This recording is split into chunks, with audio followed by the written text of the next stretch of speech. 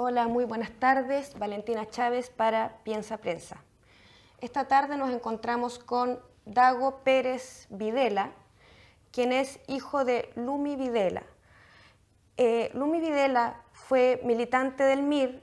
Ella fue asesinada el 3 de noviembre del año 1974 y este año se cumplen 50 años de su asesinato. Muchas gracias por acompañarnos, Dago. Muchas y por gracias estar aquí por en Piensa invitarme, Prensa. y es un honor estar acá en Piensa Prensa. Muchas gracias por el momento y el espacio. Bueno, como señalaba, se cumplen 50 años del triste asesinato de tu madre. Si nos puedes contar un poco acerca de eso. Ella fue secuestrada el 21 de septiembre del 74 y pasó todo ese tiempo en el cuartel Ollagüe de la DINA, en José Domingo Caña, en esa calle. Y ella fue asesinada el 3 de noviembre ahí en ese cuartel, y en la madrugada del 3 al 4 de noviembre la llevaron a los muros del costado norte de la Embajada de Italia, y de ahí en la madrugada del 3 al 4 de noviembre del 74 arrojaron su cuerpo La verdad es que el objetivo de ellos era que los asilados, entrados en pánico porque habían arrojado en hora de toque de queda la DINA un cuerpo hacia el interior, el cuerpo de mi madre, iban a devolverlo. Y estaban preparados para registrar eso audiovisualmente, con cámara en un departamento al frente. Un montaje. Y un montaje mayor del que finalmente sucedió, pero los asilados decidieron, después de, me imagino, una intensa y dramática situación y análisis y discusión entre ellos, que se estaban jugando la vida con un asunto así, ellos y ellas decidieron mantenerse ahí con el cuerpo de mi madre, hacerle guardia hasta que llegara la policía y pudiera hacer el levantamiento del cuerpo, y inmediatamente se dio un comunicado que salió internacionalmente de parte de la Embajada Italiana diciendo que el cuerpo de una mujer había sido arrojado al interior, y por eso mismo, por además no haber devuelto el cuerpo a los asilados, tuvieron que realizar como una segunda parte, un montaje en que se demoraron un poco. ¿Ya? Por eso no salió al otro día, sino al día subsiguiente, que mi madre había muerto en una orgía al interior de la embajada italiana, asesinada por sus propios compañeros. Y ese fue uno de los primeros grandes montajes que hizo la dictadura junto al de los 119. Ahora vamos a pasar a otro tema que está apremiando a Dago, y es porque él recientemente está siendo acusado por la ley 20.000, que es el tráfico y plantación de marihuana. Sabemos también que hace 2 años atrás también fuiste formalizado. O sea, de ahí viene ese el origen, cuando allanaron mi casa y me encarcelaron ahí por un rato. Cuéntanos todo. Bueno, ¿Cómo comenzó? al parecer nosotros llevamos, como por decirlo, una lucha familiar antigua en contra de los montajes. Ya. En contra de las mentiras que se dicen sobre nosotros, como lo hicieron con mi madre. También, claro, entonces ahora me ha tocado enfrentar a mí eso de otra manera, porque fui allanado por la PDI en marzo del 2012. Yo tenía 22 plantas, o sea, 24, pero yo había cortado 2, tenía 22 plantas en mi jardín, por una denuncia que decía de alguien que tenía plantas muy grandes y Rastafari con mayúsculas así en la denuncia.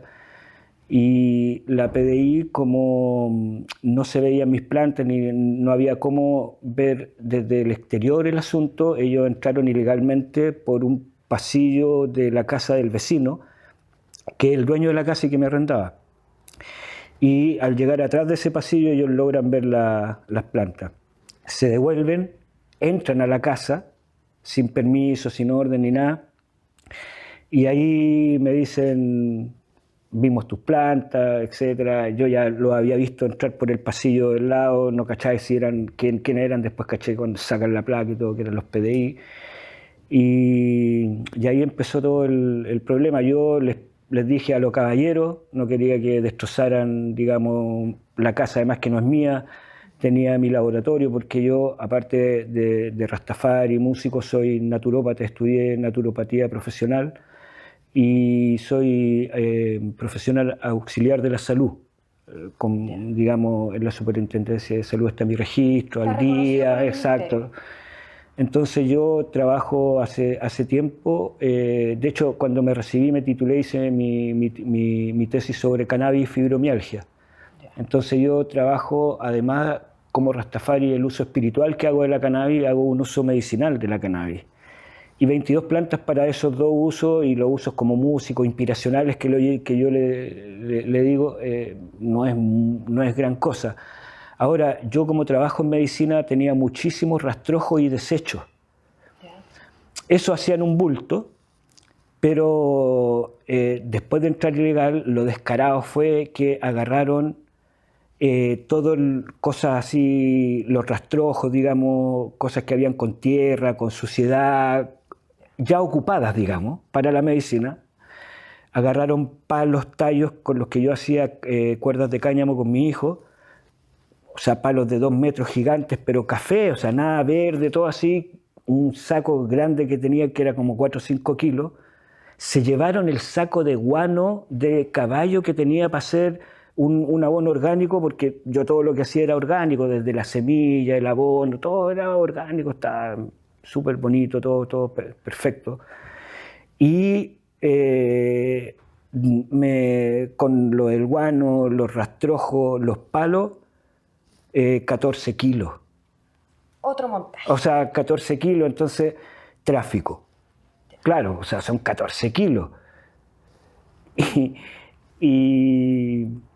Y bueno, la plantación yo la tenía, o sea, dicen 24 plantas, pero habían 2 que ya estaban cortadas, eran 22. Dicen que yo reconozco y lo que yo tenía, y lo digo en mi propia declaración, porque yo no usé mi derecho a guardar silencio cuando estaba en la cárcel, en Santiago 1, sino que yo declaré ante el fiscal.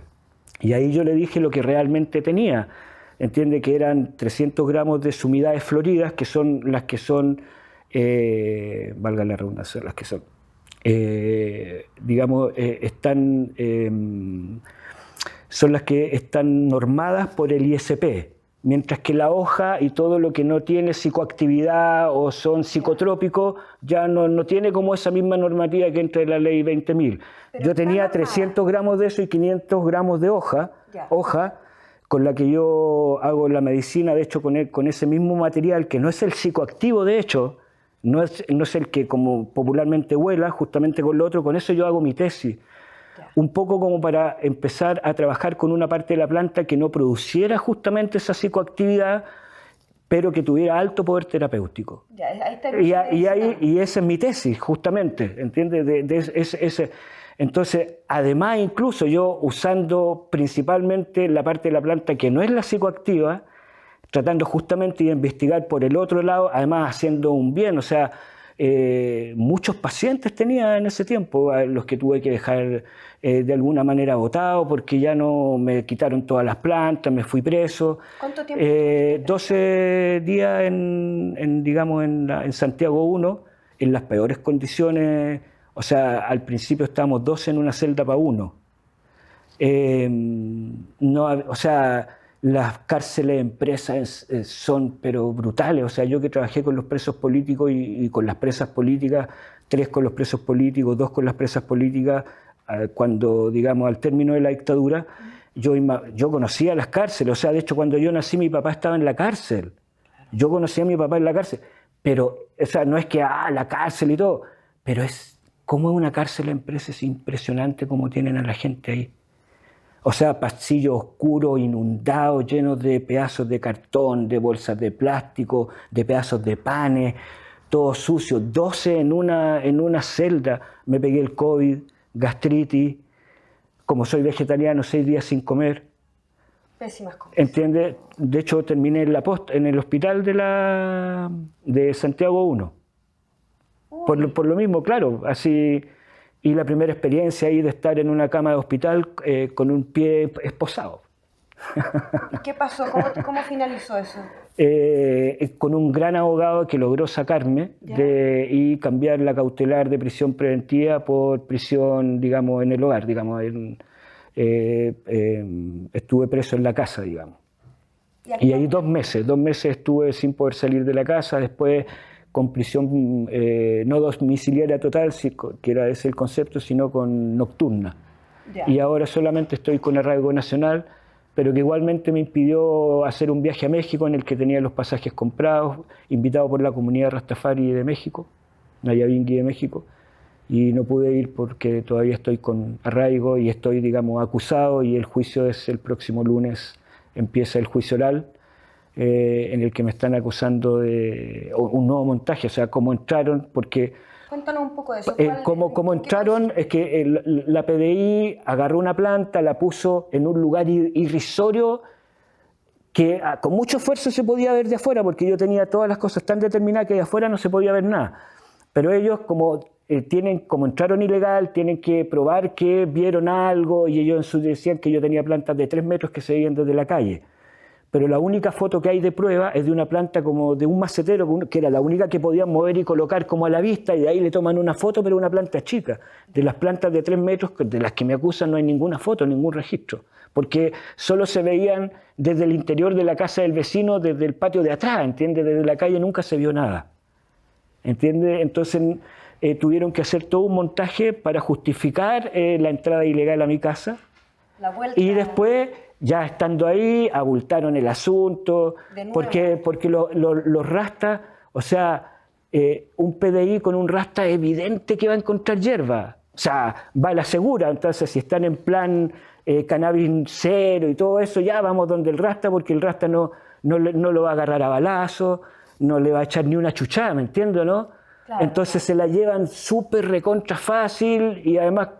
Hagámosla mejor, carguémoslos con todos estos kilos, salimos premiados, se fija, y esa es la corrupción que hay en la PDI, y de eso soy víctima ahora.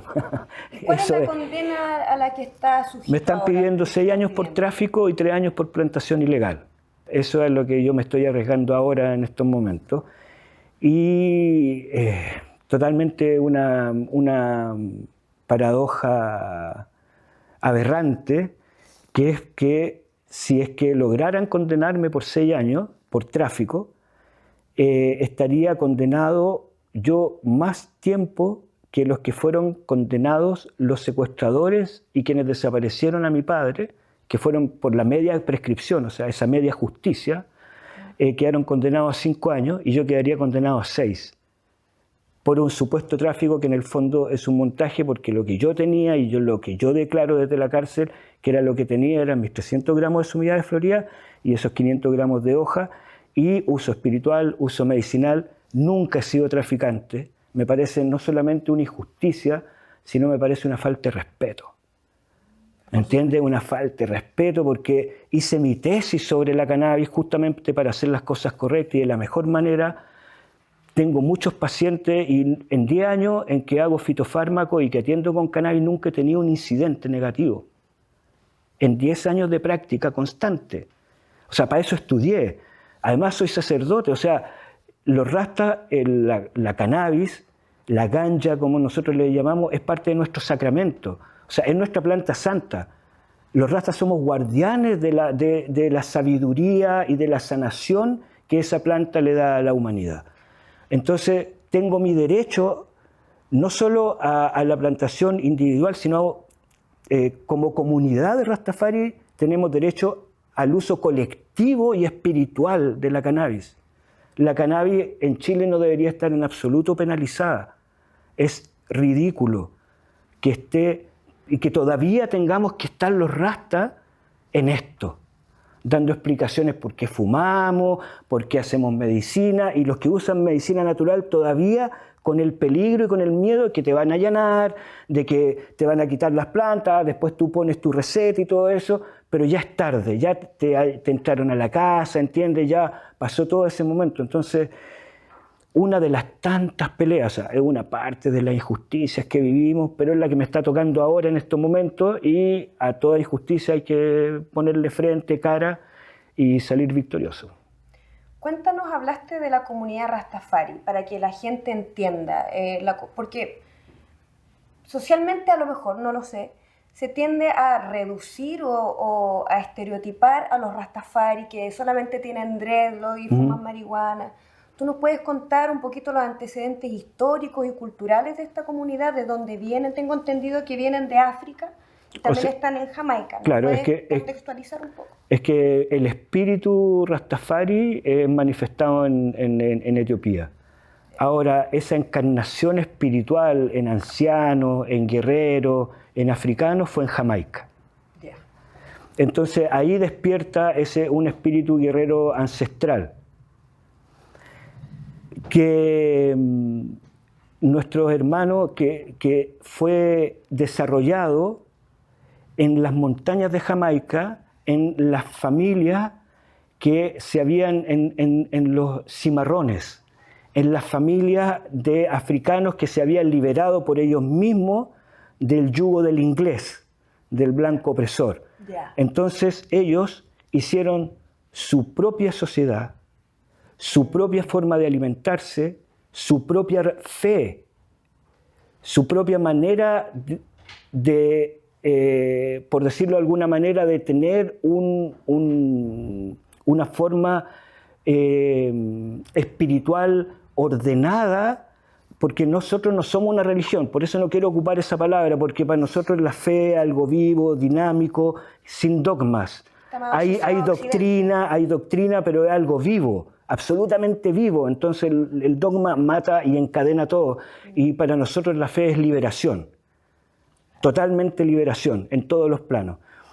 Entonces en Chile toda esa vibración acá se desarrolló de una manera muy seria, y los hermanos africanos y los ancianos de allá, porque nosotros funcionamos con sacerdocio, pero con consejo de ancianos y con asamblea.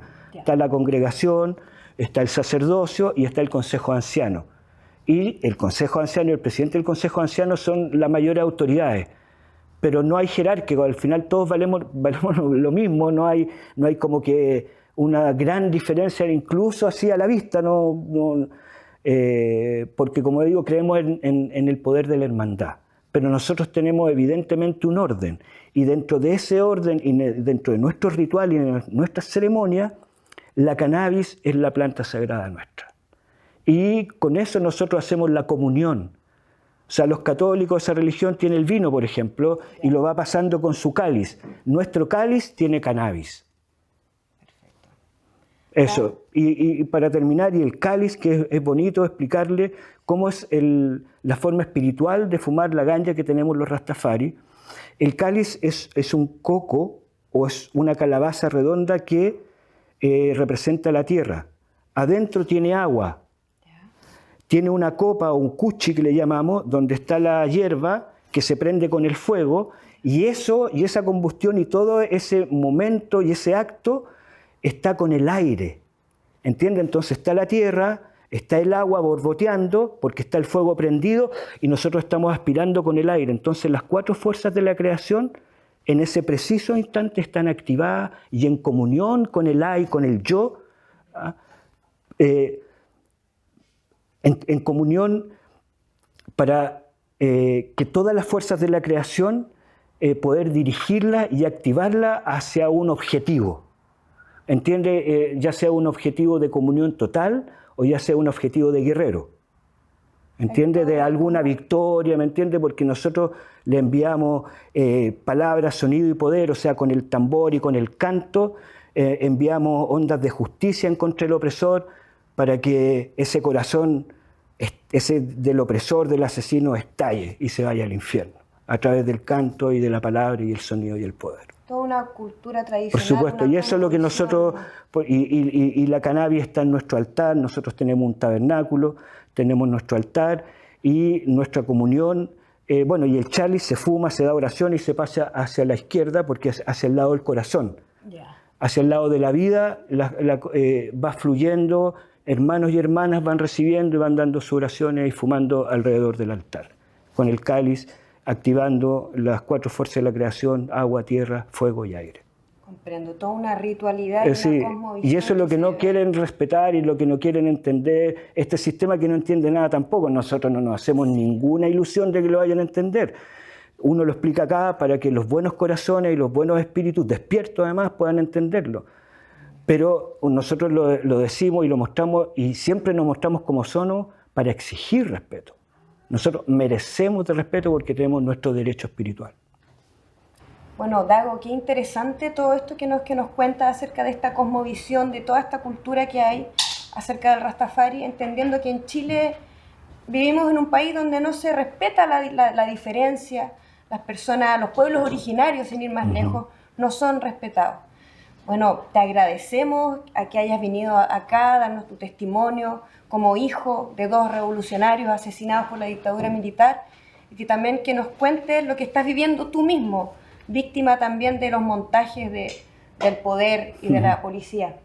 Te dejamos invitado porque hay muchas historias que tienes para contarnos, muy interesantes, que es importante para nosotros que se conozcan.